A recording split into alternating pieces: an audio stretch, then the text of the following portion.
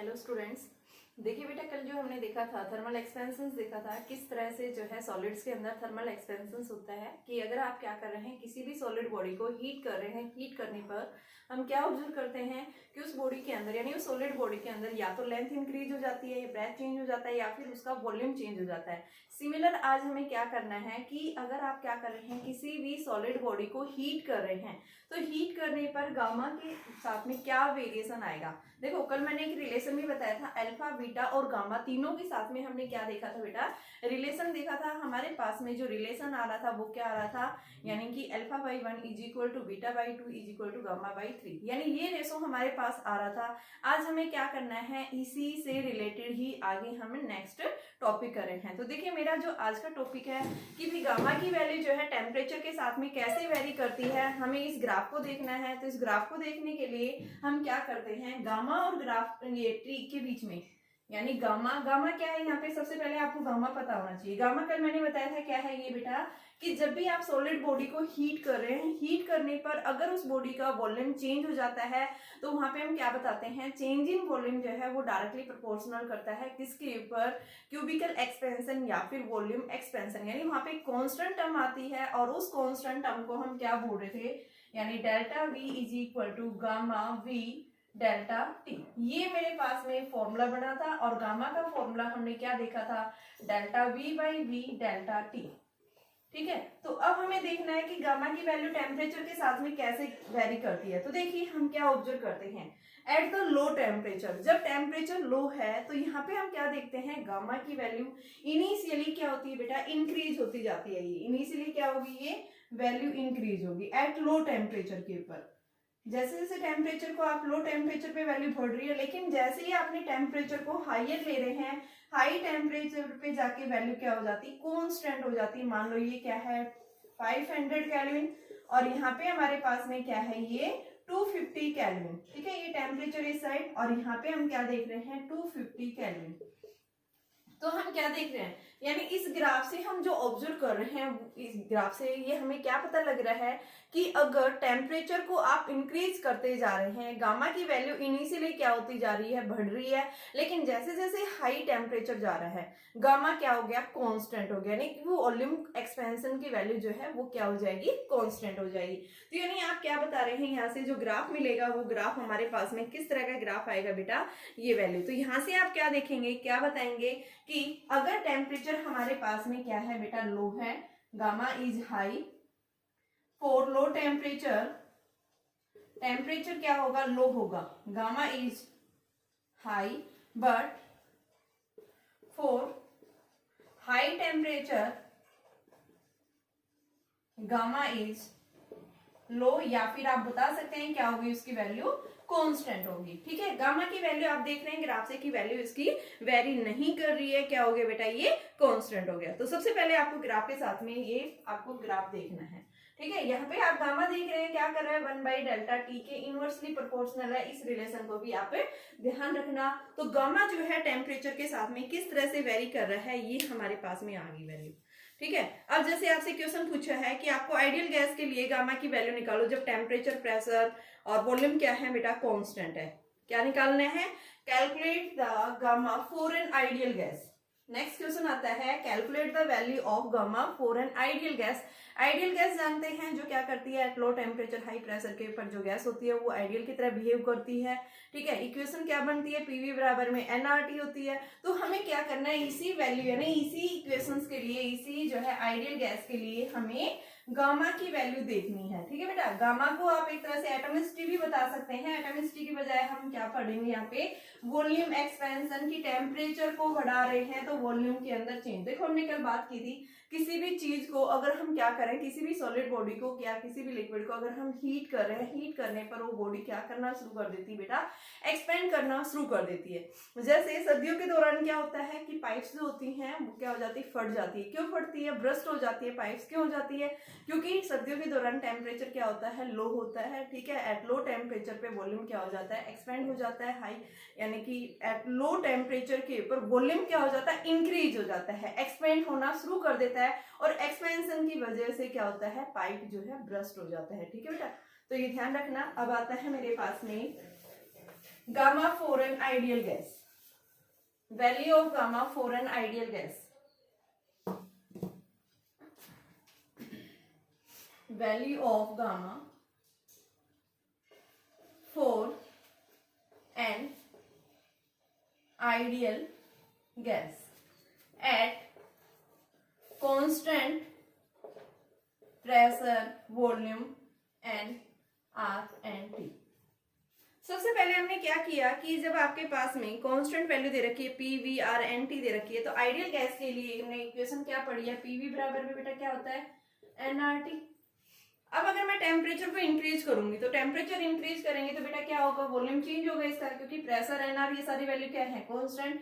तो क्या करेंगे, on heating ideal gas will expand, तो वॉल्यूम क्या हो गया उसका, delta V N R delta T, दोनों को आप डिवाइड कर दीजिए। ये फर्स्ट इक्वेशन है, ये मेरे पास सेकंड इक्वेशन है। Dividing second by first, P delta V by P V is equal to N R delta T by N R T.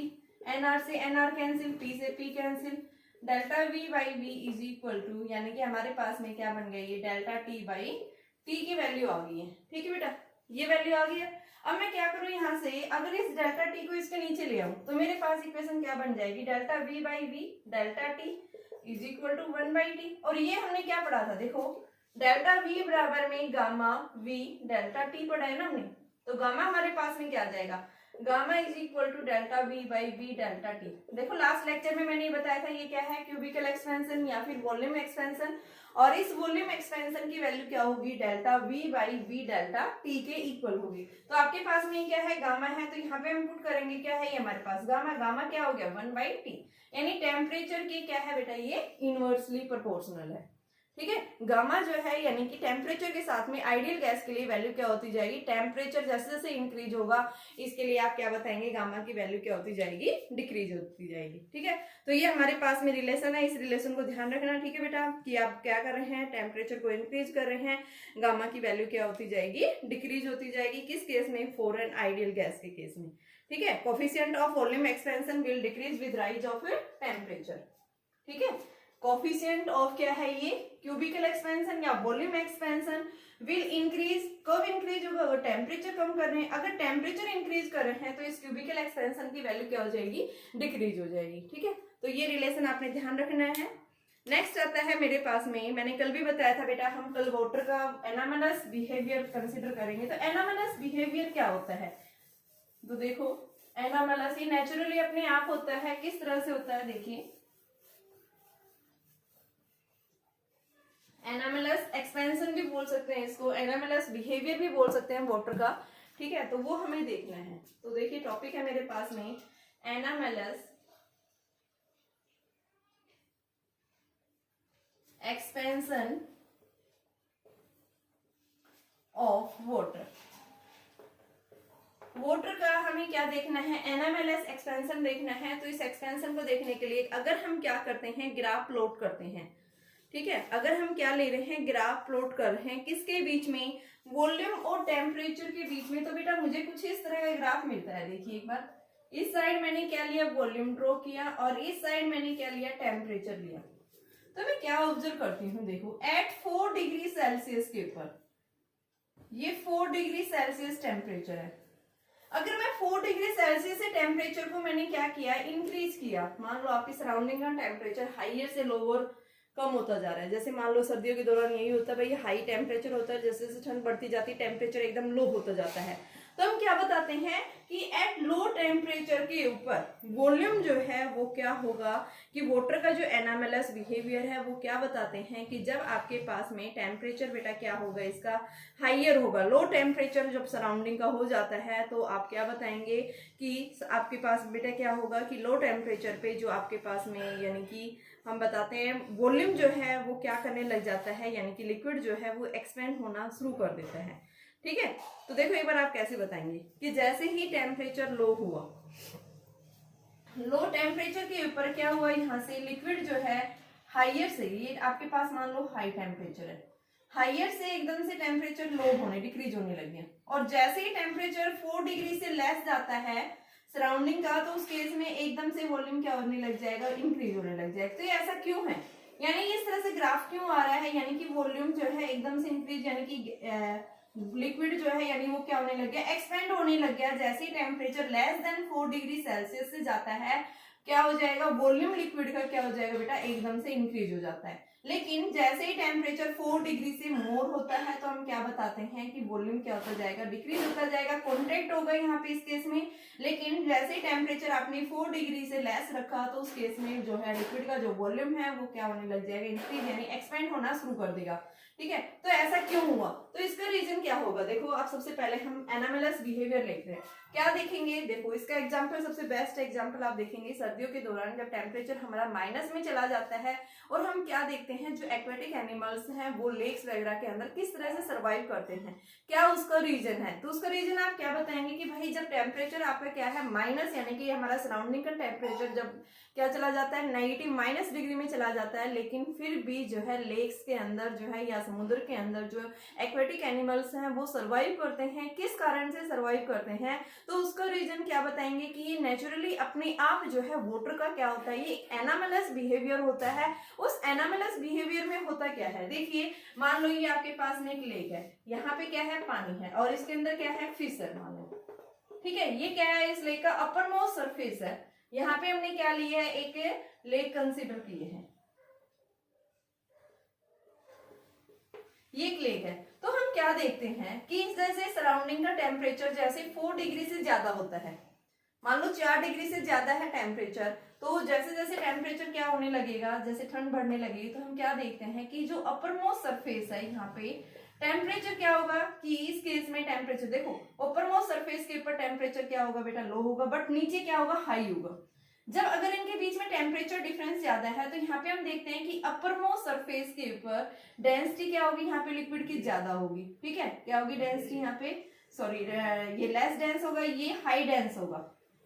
ठीक है, तो इसकी वजह से क्या होगा कि यहाँ पे लिक्विड के मॉलिक्यूल्स नीचे की तरफ जाएंगे। जैसे टेम्परेचर यहाँ पे कम हो जाता है, नीचे टेम्परेचर हाई है, तो यहाँ इस अपर मोस्ट सरफेस के ऊपर लिक्विड के जो मॉलिक्यूल्स है वो ऊपर से कहाँ जाएंगे, नीचे जाएंगे, क्योंकि वो हाई डेंस है और नीचे वाले जो मॉलिक्यूल्स है वो लेस डेंस है। तो ये लेस डेंस होने की वजह से ये मॉलिक्यूल्स कहाँ जाएंगे, ऊपर, और जो ऊपर वाले मॉलिक्यूल्स है वो हाई डेंस है। हाई डेंस होने की वजह से वो क्या करेंगे, नीचे की तरफ मूवमेंट करेंगे। तो इस तरह से इनिशियली तो क्या होता है, जब तक इनका टेम्परेचर डिफरेंस जो है 4 डिग्री के आसपास नहीं है तब तक ये क्या करेंगे, अपने टेम्परेचर को यानी मेंटेन करने के लिए क्या करेंगे कि मॉलिक्यूल्स जो है हायर से लोअर या लोअर टू हायर मूवमेंट करते रहते हैं। ठीक है, एक स्टेज ऐसी आती है कि जहाँ पे यहाँ पे जो टेम्परेचर वो अगर वो 4 डिग्री सेल्सियस हो जाता है, यहाँ पे भी 4 डिग्री सेल्सियस, सभी मॉलिक्यूल्स का टेम्परेचर अगर 4 डिग्री सेल्सियस हो जाता है, उस केस में हम बताते हैं कि वाटर के पास में जो डेंसिटी होगी वो बेटा क्या हो जाती है, मैक्सिमम। एट 4 डिग्री सेल्सियस के ऊपर water have the maximum density, और मैक्सिमम डेंसिटी होने की वजह से अब क्या होगा कि हमारा जो सराउंडिंग का टेम्परेचर है वो क्या है बेटा, 4 डिग्री सेल्सियस से कम है। तो अब क्या करेगा कि आपके जो इस लेक के जो बॉटम सरफेस पे टेम्परेचर रिमेन्स 4 डिग्री बना रहेगा, अपर मोस्ट सरफेस के ऊपर टेम्परेचर चाहे कम, इससे कम होता जाएगा। तो यहाँ पे जो अपर मोस्ट सरफेस यानी लेक के जो अपर सरफेस के ऊपर क्या हो जाती है, आइस जो है फ्रीज होना यानी वाटर का फ्रीज होना शुरू हो जाता है लो टेम्परेचर के ऊपर। लेकिन बिलो यानी लेक्स के जो बिलो है बॉटम सरफेस के ऊपर, यहाँ पे टेम्परेचर रिमेन्स क्या बना रहेगा, सेम बना रहेगा 4 डिग्री सेल्सियस के ऊपर। ठीक है, एक कांस्टेंट वैल्यू रहेगी, और कांस्टेंट वैल्यू यानी 4 डिग्री सेल्सियस के ऊपर हम डेंसिटी क्या बताते हैं, मैक्सिमम बताते हैं। ठीक है, तो ये इसमें बेसिक डिफरेंस है। देखो इनिशियली जब 4 डिग्री से ज्यादा था तो यहाँ पे डेंसिटी क्या होती है, हाई होती है, और बॉटम सरफेस के ऊपर डेंसिटी क्या होगी, कम होगी। लेकिन जैसे ही 4 डिग्री सेल्सियस हुआ, यानी कि यहाँ पे भी और अपर मोस्ट सरफेस के ऊपर भी और जो बॉटम सरफेस है लेकर, इन दोनों सरफेसेस के ऊपर हम क्या बताते हैं, डेंसिटी क्या यानी वाटर की टेम्परेचर क्या हो गया, 4 डिग्री सेल्सियस। और जैसे ही टेम्परेचर 4 डिग्री सेल्सियस हो जाता है उस केस में हम क्या बताते हैं कि यहाँ पे डेंसिटी मैक्सिमम होगी। अब बेटा आपके सराउंडिंग का टेम्परेचर क्या हो गया, 4 डिग्री से कम हो गया, तो क्या होगा यहाँ पे कि इस केस में अब क्या बताएंगे, यहाँ पे तो नीचे सरफेस में डेंसिटी मैक्सिमम है, यहाँ पे डेंसिटी क्या होगी, कम होगी, क्योंकि सराउंडिंग का टेम्परेचर क्या हो गया, कम हो गया। कम होगा तो क्या होगा, जो आपकी लेक है, लेक का जो अपर मोस्ट सरफेस है वही तो ही इफेक्टिव होगा। ठीक है। तो यहाँ पे हम क्या बताएंगे कि अब डेंसिटी कम होने की वजह से सराउंडिंग का टेम्परेचर कम हो गया है, ठीक है। अपर मोस्ट सरफेस के ऊपर टेम्परेचर भी हम क्या बता रहे हैं, कम है। तो यहाँ पे क्या करेगा कि इस लेक के अपर मोस्ट सरफेस के ऊपर क्या हो जाएगा बेटा, अब ये लिक्विड जो है वो आइस में कन्वर्ट होना शुरू हो जाएगा। तो हम क्या बताते हैं, लेक्स के बॉटम सरफेस पे टेम्परेचर की वैल्यू रिमेन्स क्या रहेगी 4 degree Celsius, but upper most surface के ऊपर टेम्परेचर 4 डिग्री से लेस हो जाता है। इस वजह से वाटर जो है अपर मोस्ट सरफेस के ऊपर ओनली आइस की एक लेयर बनती है, लेकिन नीचे क्या है, टेम्परेचर की वैल्यू रिमेन्स कांस्टेंट बनी रहेगी, ठीक है। तो ये क्या था इनमें बेसिक डिफरेंस, यानी ये ऑटोमेटिकली अपने आप होता है, ये क्या है बेटा नेचुरली है, ठीक है। इसी कारण से जो एनिमल्स है, एक्वेटिक एनिमल्स है, वो क्या करते हैं, इतनी ठंड के दौरान भी क्या करते हैं, यहाँ पे सर्वाइव करते हैं, ठीक है। बॉटम यानी कि इस लेक के इनसाइड, सी के इनसाइड, ठीक है। तो उसका रीजन यही बताएंगे। तो आप सिंपल सा एक इसका ध्यान रखेंगे कि जैसे ही टेम्परेचर मान लो 4 डिग्री से नीचे चला जाता है, तो उस केस में हम क्या बताएंगे कि अपर मोस्ट सरफेस के ऊपर लिक्विड क्या हो जाएगा, आइस में कन्वर्ट होना शुरू कर देता है, ठीक है। इनिशियली क्या हो रहा था, लिक्विड यहाँ पे कॉन्ट्रैक्ट हो रहा था, हाइयर से, देखो पहले टेम्परेचर हाई था, हाइयर से जैसे टेम्परेचर लो होता जा रहा है, तो लिक्विड क्या हो रहा है, कॉन्ट्रैक्ट हो रहा है। कॉन्ट्रैक्ट होने की वजह से लिक्विड का वॉल्यूम क्या हुआ, कम हुआ। अब 4 डिग्री सेल्सियस पे डेंसिटी मैक्सिमम है।